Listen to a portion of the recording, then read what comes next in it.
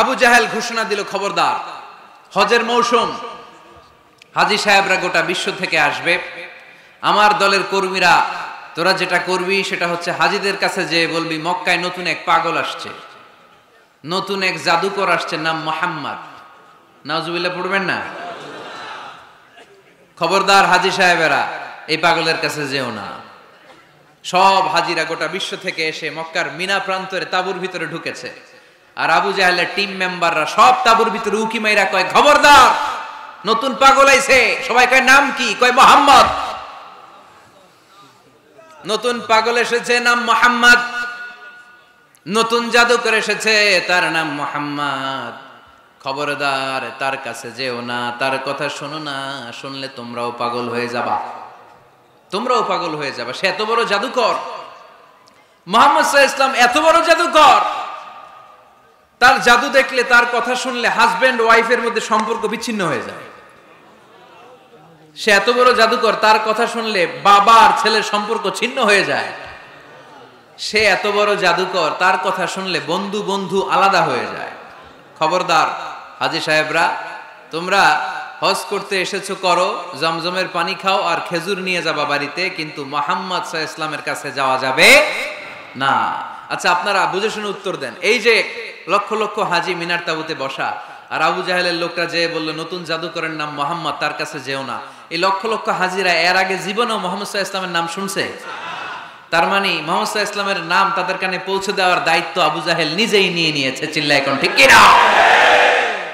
অপপ্রচার প্রচার হয়ে গিয়েছে। আর সবাই মনে মনে ভাবে, কয় কি, এত বড় জাদুকর, হজ করি আর না করি, আরে না দেখা যাওয়া যাবে না। হজ তাড়াতাড়ি কোন রকম সাইরা এই জাদুকরের কাছে আগে যাব, দেখি কেমন জাদু দেখায়, দেখি কত বড় ম্যাজিশিয়ান, দেখি তো কত বড় পাগলের। কারণ আল ইনসানু হারিসুন আলা মা মুনিআ, মানুষকে যেটা নিষেধ করা হয় বেশি, মানুষ এটা করতে চায়। যদি বলি ওদিকে যাবি না, ওর বাপের কিরা ওদিকে যাবে, ঠিক কি না?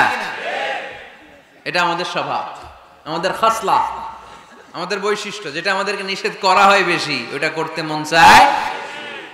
সব হাজীরা মনে মনে ভাবলো, আমরা যাব যাব, তোরা যতই বলিস না কেন যাব যাব, হজের পরে অবশ্যই যাব। দেখা গেল হজের পরে বিশ্বনবী মুহাম্মদুর রাসূলুল্লাহ সাল্লাল্লাহু আলাইহি ওয়াসাল্লামের বাড়ির সামনে বিশাল বড় গ্যাদারিং শুরু হয়েছে। সবাই লাইন ধরে দেখা করতে গেছে। দেখা করতে যে বিশ্বনবীর চেহারা দেখে প্রথম নজরেই সব পাগল।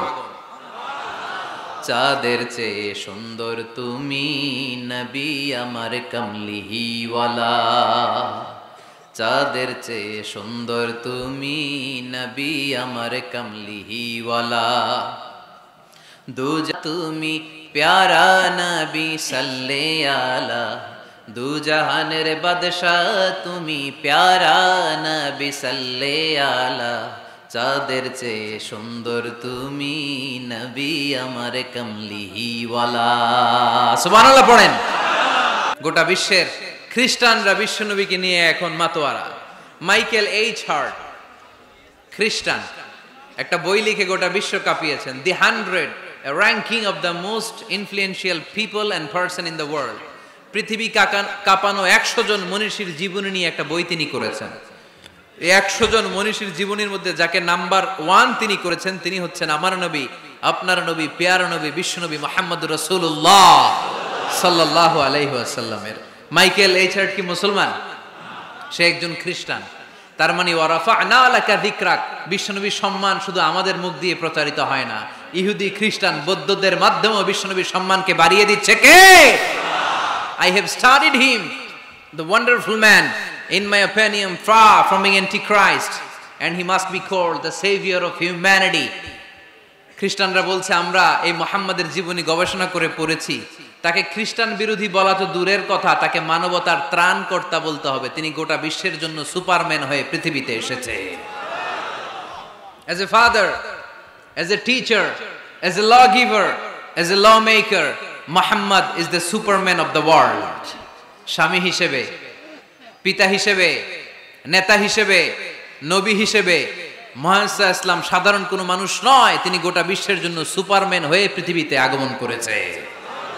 ওয়ারাফা'না লাকা যিকরাক, নবী দুশ্চিন্তা করবেন না, টেনশন করবেন না, আমি আপনার সম্মানকে বাড়িয়ে দেব। এই তিনটা নিয়ামতের বর্ণনা সূরা ইনশিরাহের ভেতরে বর্ণনা করলেন কে? এরপরে রাব্বুল আলামিন বিশ্বনবীকে নিয়ামতের বর্ণনার ঘটনা শুনিয়ে বিশ্বনবীকে সান্ত্বনা বাণী শোনাচ্ছেন আর পড়ছেন, ফা ইন্না মাআল উসরি ইউসরান, ইন্না মাআল উসরি ইউসরা। নবী গো, নিশ্চয়ই কষ্টের পরে আছে আনন্দ, দুঃখের পরেই আছে সুখ। সুবহানাল্লাহ। কষ্টের পরে আনন্দ, দুঃখের পরে। The struggle isn't permanent in our life. দুঃখ কষ্ট এটা আমাদের জীবনে পার্মানেন্ট না, এটা সাময়িক। আচ্ছা, আওয়াজ করে উত্তর দেন তো, এক বছরে কয়দিন আপনাদের ফরিদপুরে? কয়দিন? 365 দিন। গত 365 দিনে না খেয়েছিলেন কয়দিন? 20 দিন, 30 দিন। তার মানে অল্প কিছুদিন না খেয়েছিলাম, সারা বছরই খেয়েছিলাম, ঠিক কিনা? আচ্ছা, তো 365 দিনে অসুস্থ ছিলেন কয়দিন? 4-5 দিন, কিংবা 20 দিন, কিংবা 1 মাস, কিংবা 56 দিন, কিংবা 65 দিন। তার মানে বাকি 300 দিন আরামে ছিলাম কি ছিলাম না? তার মানে আমাদের জীবনে দুঃখ বেশি না আনন্দ বেশি? সুখ বেশি না কষ্ট বেশি? এজন্য আল্লাহ বললেন, খবরদার, মুমিন কখনো হেরে যায় না, মুমিনের হারাবার কিছু নাই। মুমিনের জীবনে যদি আনন্দ আসে, মুমিন শুকরিয়া করে, শুকরিয়া করলে সওয়াব আছে না নাই? আর মুমিনের জীবনে যদি দুঃখ আসে, মুমিন সবর করে, ধৈর্য ধরে, ধৈর্যেও সওয়াব আছে না নাই? তাহলে আমাদের সব দিক দিয়েই তো লাভ। আনন্দের দিনগুলাতে শুকরিয়া করব, আর দুঃখের দিনগুলাতে ধৈর্য ধরবো, দুইটার মধ্যে সওয়াব আছে না নাই? এজন্য বিশ্বনবী বললেন, আজাবান লি আমরিল মুমিন, মুমিনের বিষয়টা খুবই আশ্চর্যের। ফাইন আসাবাতহু সাররাউন শাকারা, মুমিন যদি আনন্দে থাকে সে শুকরিয়া করে, শুকরিয়া করলে লাভ আছে না নাই? ওয়াইন আসাবাতহু দাররাউন সাবারা, আর দুঃখে পড়লে সে সবর করে, ধৈর্য ধরে, ধৈর্য ধরলে সওয়াব আছে না নাই? তার মানে আমাদের হারাবার কিছু আছে। মাঝে মাঝে আল্লাহ আমাদেরকে দুঃখ কষ্ট দিয়ে পরীক্ষা করতে চান, এগুলো আমাদের জন্য খারাপ নয়। এই দুঃখ কষ্ট বিপদ আমাদের কোমরকে সোজা করে, আমাদের পায়ের মাটিকে শক্ত করে। চিল্লায় বলেন ঠিক কিনা? প্রতিকূল পরিবেশে কিভাবে বাঁচতে হয় এই দুঃখ কষ্ট আমাদেরকে শিখায়। এজন্য মুমিন বান্দার বৈশিষ্ট্য হচ্ছে দুঃখ কষ্ট বেদনা জ্বালা এগুলোতে সে আপসেট হয় না, সে হাল ছেড়ে দেয় না, সে ভরসা রাখে একজনের উপর। চিল্লায় বলতে হবে, তিনি কে? কারণ মুমিন জানে রাত্রি যত গভীর হয়, অন্ধকার তমানিসা ভেদ করে সুবহে সাদিক হয়। মুমিন জানে গর্ভবতী নারীর পেটের ব্যথা যেই দিন বাড়তে থাকে, ওই দিনই নতুন মেহমান আগমনের সময় ঘনাতে থাকে। মুমিন জানে তার জীবনে দুঃখ কষ্ট বিপদ যত বাড়তে থাকে, সুখের দিন কাছে আসতে থাকে। এজন্য মুমিনের হারাবার কিছু নেই। ফা ইন্না মাআল উসরি ইউসরা, ইন্না মাআল উসরি ইউসরা। নবী হে, কষ্টের পরেই আছে আনন্দ, দুঃখের পরেই আছে সুখ। আপনি সমস্যায় পড়েছেন, ওই সমস্যার সমাধানও আছে না নাই? এই পৃথিবীতে এমন কোন সমস্যা আছে যেটা সমাধান নাই? কথা বলেন। সমস্যা তৈরি করেছে কে? আবার সমাধানও দিয়েছে কে? Allah doesn't create a lock without its key. Allah কখনো চাবি না বানাইয়া ওইটার তালা বানায় নাই। কথা কন। তালাও যেহেতু আছে, ওই তালার চাবিও বানিয়েছে কে? মা আনজালাল্লাহু দাআন ইল্লা আনজালাল্লাহু লাহু শিফা। আল্লাহ দুনিয়ায় এমন কোন রোগ পাঠায় নাই যেই রোগের ঔষধ বানায় নাই, এমন কোন রোগ নাজিল করে নাই যেই রোগের কোন চিকিৎসা বানায় নাই, হয়তো সেটা আবিষ্কার হয় নাই। অনেকে ক্যান্সারের কথা বলতে পারেন যে হুজুর ক্যান্সার এমন রোগ, এই ক্যান্সার তার নাই কোনো অ্যানসার, কিন্তু বিজ্ঞানীরা বলতেছে এটারও অ্যানসার আবিষ্কৃত হচ্ছে। সুবহানাল্লাহ কইবেন না? কিছু কিছু ক্ষেত্রে হয়েও গিয়েছে। এজন্য দুঃখের পরেই আছে সুখ, কষ্টের পরেই আছে আনন্দ।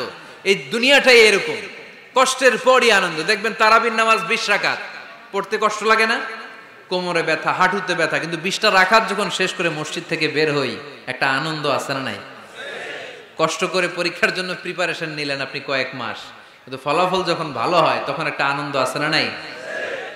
সারাদিন রোজা রাখলেন রমজানে, কি কষ্ট, তৃষ্ণায় গলা ফেটে যায়, কিন্তু ইফতারির সময় যখন রুহ আফজা শরবতটা খাই কেমন লাগে? একটা আনন্দ আছে না নাই? এজন্য আল্লাহ বললেন فإن مع العسر يسرا إن مع العسر يسرا। ও নবী, কষ্টের দিন মক্কায় অল্প কিছু দিন, মদিনাতে আনন্দের দিন অপেক্ষা করছে। আমাদের জীবনে যদি দুঃখ কষ্ট আসে আমরা ধৈর্য ধরবো, তাওয়াক্কুল করবো একজনের উপর, তিনি কে? কারণ আমরা বিশ্বাস করি কষ্টের দিন এটা চিরকালের জন্য নয়, সামনে আনন্দের দিন আমাদের জন্য সেট করে রেখেছে কে? তাহলে আমরা সূরাতুল ইনশিরাহ থেকে 3টা নিয়ামতের বর্ণনা শুনলাম, বিশ্বনবীকে কি সান্ত্বনা দেয়া হলো সেটা শুনলাম। এবার 2টা গাইডলাইন শুনে তাফসীর আমরা শেষ করব। শুনতেছেন? কষ্ট হচ্ছে তো উঠা বসা করতেছেন কেন? উঠলেন কারা কারা? শেষ করে দিব? দোয়া করে দেই। কি গাইডলাইন দিলেন শুনবেন? কে কে শুনবেন না হাত তোলেন।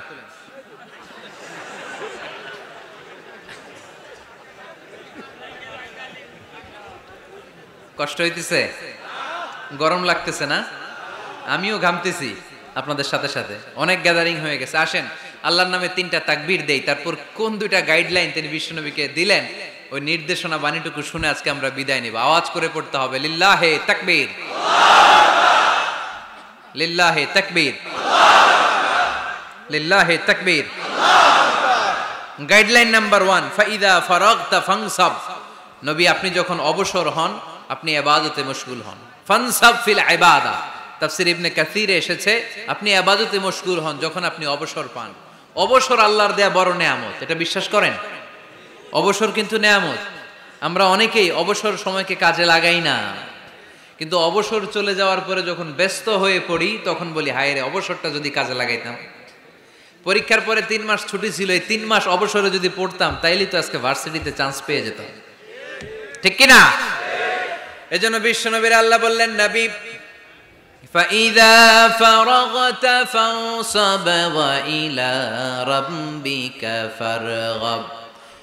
মাদানী জীবনে, মাক্কি জীবনে, দাওয়াতি কার্যক্রমের পরে, রাষ্ট্রীয় কার্যক্রমের পরে যখনই আপনি অবসর পাবেন তখনই আপনি ইবাদত করেন, তখনই বেশি বেশি আল্লাহর কাছে দোয়া করে।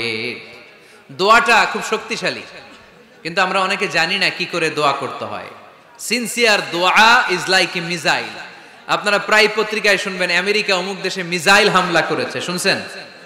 মিসাইল হামলা এমন হামলা কত সেন্টিমিটার বেগে যে কোন জায়গায় অ্যাটাক করবে, যেখানে মারার কথা ওখানে পড়বে। ঠিক দোয়াটা হচ্ছে মিসাইলের মতো। আপনি যদি দোয়ার মতো দোয়া করতে জানেন ওই দোয়াটাও জায়গা মতো যে ভেদ করবে। চিল্লা এখন ঠিক কিনা? কিন্তু আমরা দোয়া করতে জানি না, কি করে দোয়া করতে হয় এটা জানি না। বিশ্বনবীকে আল্লাহ বললেন নবী ফাইদা ফারাগতা ফানসাব, যখন আপনি অবসর হবেন তখন আপনি দোয়া করেন, আল্লাহর কাছে চান। বেশি বেশি চাইলে খুশি হয় কে? তার মানে প্রথম ঘোষণা হলো ফাইদা ফারাগতা ফানসাব। প্রথম নির্দেশনা হলো নবী যখনই আপনি অবসর পাবেন ইবাদত করবেন এবং দোয়া করবেন, বেশি বেশি আল্লাহর কাছে চাইবেন। 2 নাম্বার দিক নির্দেশনা হলো ওয়া ইলা রাব্বিকা ফারগাব, সব সময় আপনি আপনার আল্লাহর দিকে মনোনিবেশ করবেন। বিপদে পড়লে ডাকবো কারে? আমাদের অসুস্থতাকে সুস্থতায় পরিণত করে দিতে পারে কে? চাকরির জন্য পাগল পারা, চাকরি নাই, চাকরির ব্যবস্থা করে দিতে পারে কে? বিদেশে যেতে মনে চায়, পাসপোর্ট দিয়ে রেখেছি, ভিসা নাই, ভিসা লাগাই দিতে পারে কে? কিন্তু আমরা দুঃখ কষ্ট বেদনা কিছু একটা হইলেই সবার আগে আল্লাহরে শেয়ার করার আগে ফেসবুকে শেয়ার মেরে দিই। আছে না নাই? আপনাদের ফেসবুকে অ্যাকাউন্ট আছে নাকি? কার কার আছে দেখি?